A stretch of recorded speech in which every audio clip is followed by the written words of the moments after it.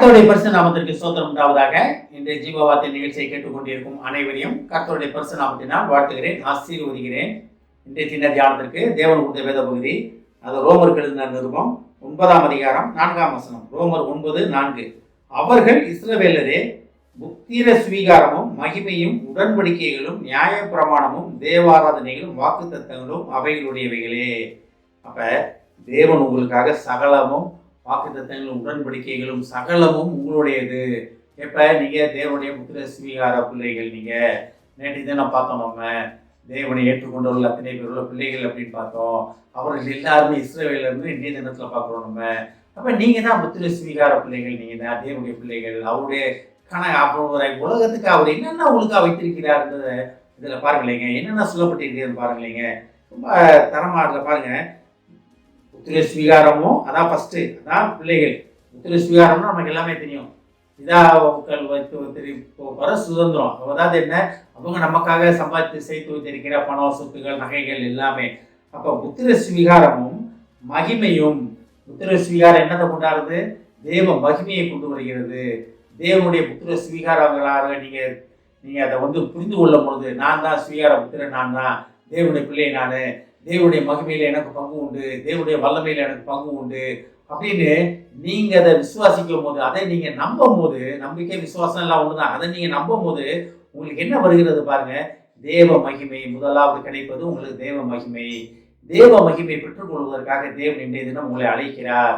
அடுத்தது பாருங்க, தேவ மகிமை மட்டும் கிடையாது, உடன்படிக்கைகள்.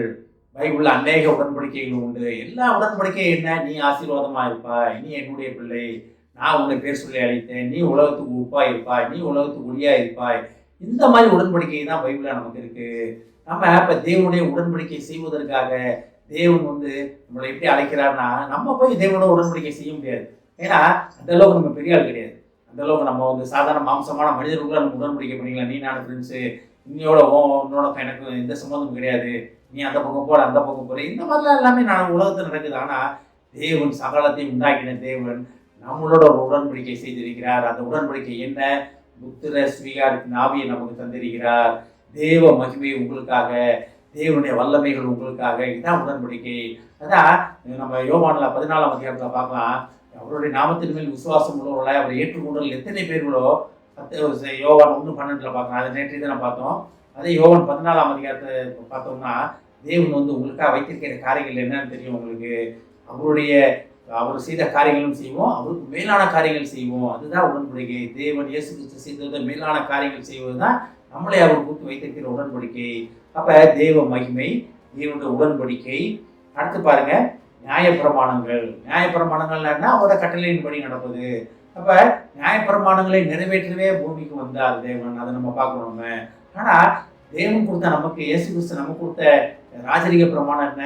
ஒருவரில் ஒருவர் அன்பாய் இருங்கள் என்பதே. அன்பை நிறைவேற்றினால் ராஜரிக பிரமாணத்தை நிறைவேற்றுவதாக காணப்படுவீர்கள் நம்ம பைபிள படிக்கிறோம். அப்ப தேவ அன்பு உங்களை நிரப்புவதற்கு ரெடியாக இருக்கிறது.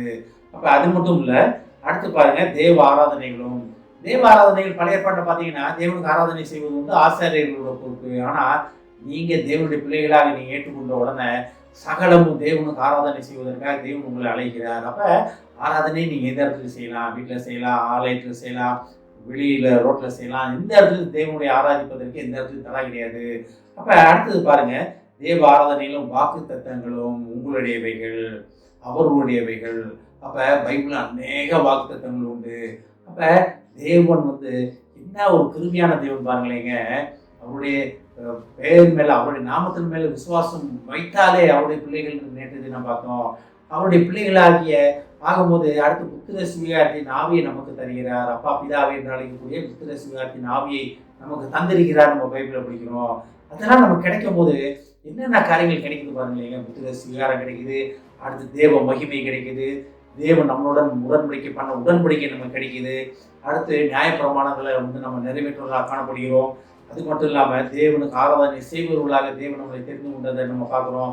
அடுத்து பைபிள்ல சொல்லப்பட்ட அநேக வாக்கு தத்தங்களும் சுதந்திரவாளியாக நம்ம மாறுறோம். அப்ப தேவனோட அழைப்பு எப்பேற்பட்ட அழைப்புன்றதை நம்ம உணர்ந்து அதன்படி நடப்பதற்காக தேவன் நிலையில நம்ம அழைக்கிறார். ஆமென். ஜெபிப்போம். தகப்பனே, நாங்கள் உம்முடைய பிள்ளைகளாக உம்முடைய புத்திர சுகாரத்தின் ஆவியை பெற்றுக்கொள்வதற்காக நீர் எங்களை அழைப்பதற்கு நன்றி ஆண்டவரே. உமது மகிமையும் உமது உடன்படிக்கையும் பேஸ்தாமே எப்பேற்பட்ட மகிமையான காரியங்கள் ஆண்டவர். உமது வாக்கு தத்தங்களும் உம்முடைய காரியங்கள் அனைத்தும் எங்களுக்கு நீ தந்து எங்களை கனப்படுத்தியதுக்காக நன்றி ஆண்டவர், மகிமைப்படுத்தியதுக்காக நன்றி ஆண்டவர். கேட்டுக்கொண்டு இருக்கும் ஒவ்வொருவரையும் ஆசீர்வதிக்கிறோம் அப்பா. ஒவ்வொரு குடும்பத்தையும் ஆசீர்வதிக்கிறோம் ஆண்டவரே.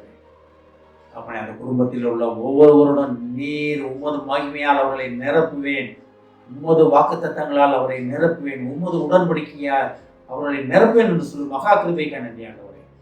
நீர் அந்த குடும்பத்தில் உள்ள ஒவ்வொருவருடன் உடன்படிக்கை செய்ததை அவர்கள் உணர்ந்து கொண்டு அதன்படி நடக்க உதவி செய்ய மாட்டவரை ஆசீர்வதிக்கிறோம். இயேசுவின் மூலமாக கேட்கிறேன் நல்ல பிதாவே, ஆமென். கர்த்தர் உங்களை ஆசீர்வதிப்பாராக.